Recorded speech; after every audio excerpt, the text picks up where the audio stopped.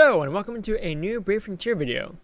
Today I would like to talk about the Vortex Arena because it is currently going on at the time of this recording, and I've had many people ask me how to build a squad for Vortex Arena. So why not share this information with other people who want an easy access to this and show you guys in a video how I go about making my squads. I'm sure other people have other ways they make their squads. This is just how I make mine. So, to show this off, I'm going to go into Arena because both Arena and Vortex Arena share squads. And so I can easily show it off here without affecting my Vortex Arena squad too much. And this is my squad right here.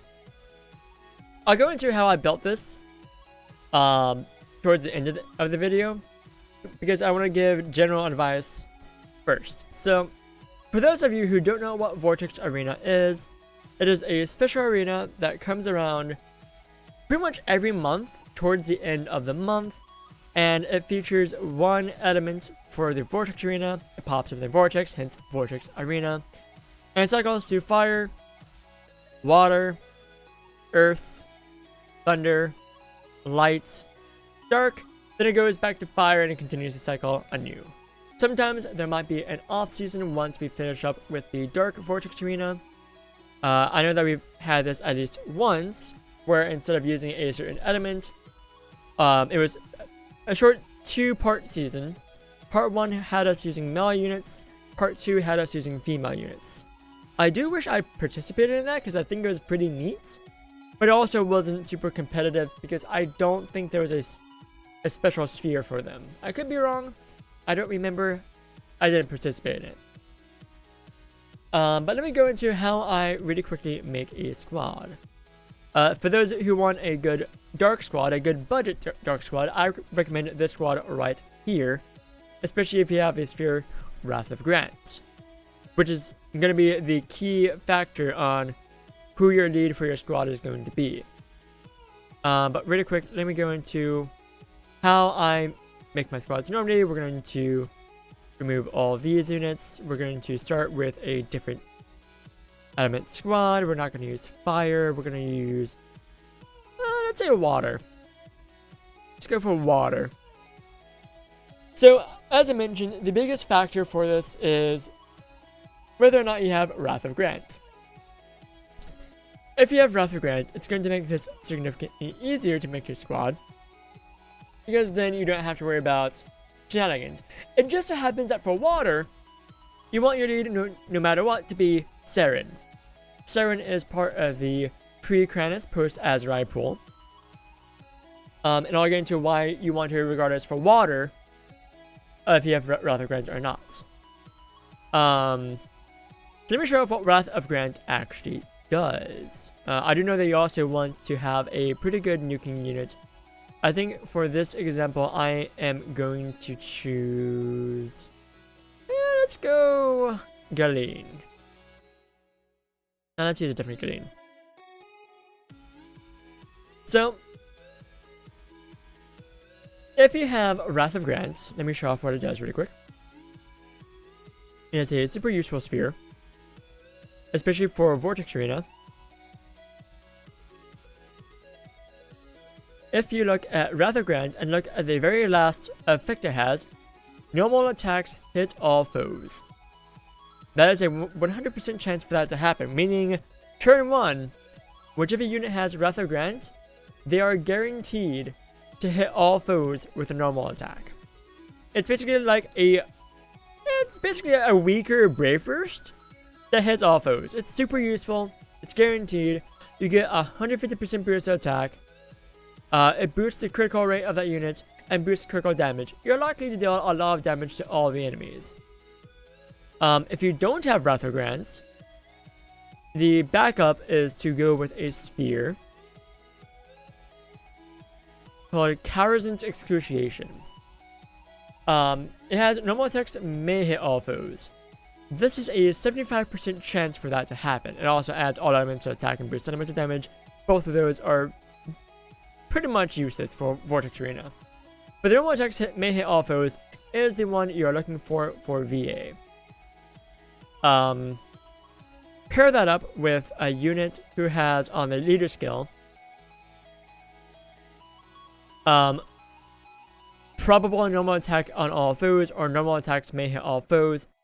Because, especially if their odds are 30% or greater, I said 25% or greater is actually good.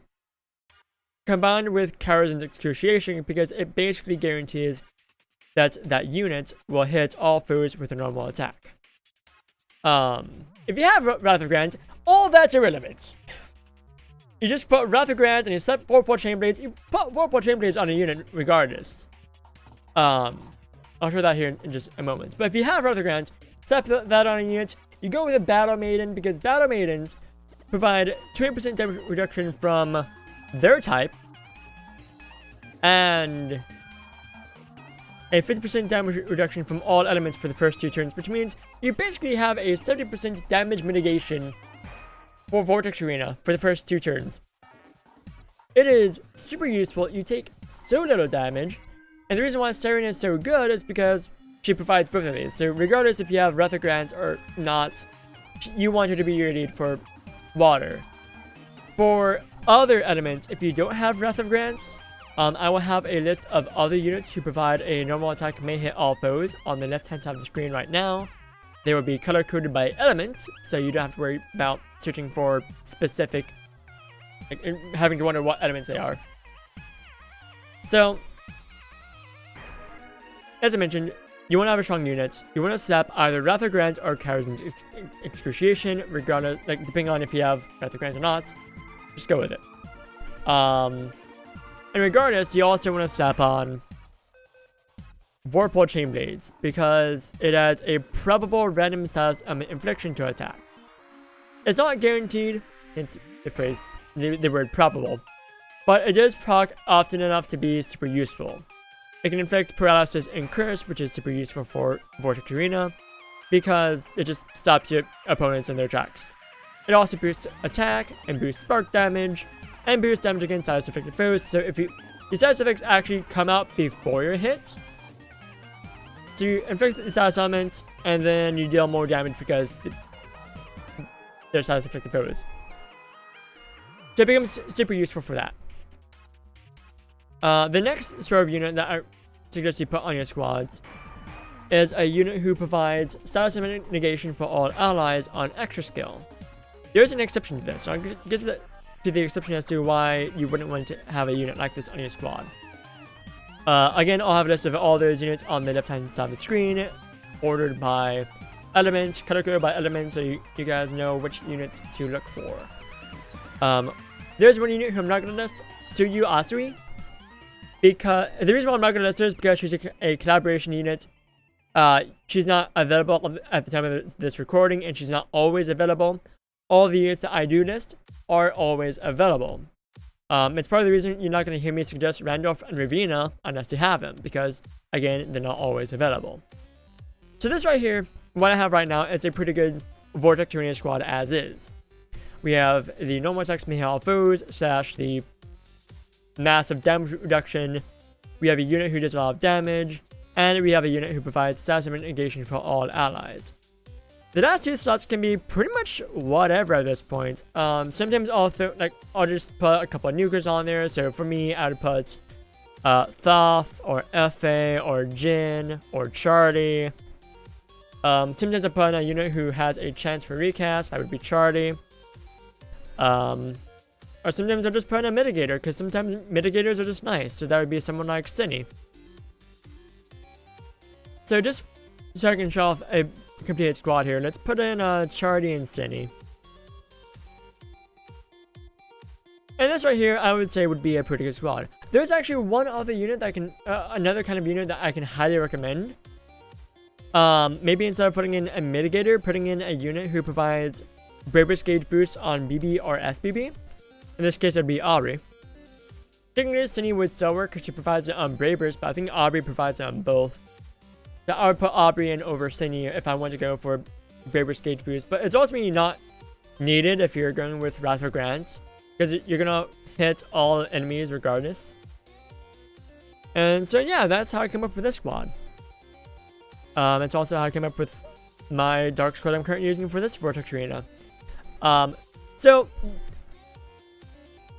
4 out of 5 of these units, I can definitely recommend.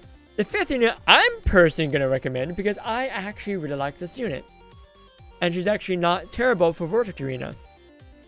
Fiora. Normally a terrible unit. Like, super bad. Because of the thing that actually makes her good for Vortex Arena. Her normal attack, her Brave Burst, and her Super Brave Burst all are a single hit. And a single attack. It's a one hit, single attack, regular attack, Brave Burst, and Super Brave Burst.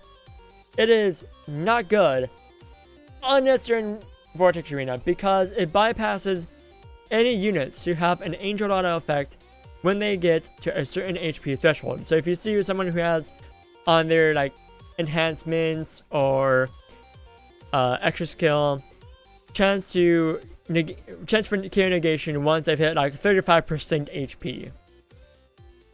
If they don't have the defensive buffs to back that up, Fiora just absolutely wrecks them in one shot.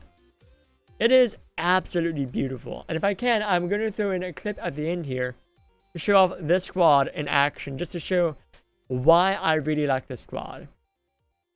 And that's going to be it for me. So I will see you guys in the next video. Bye!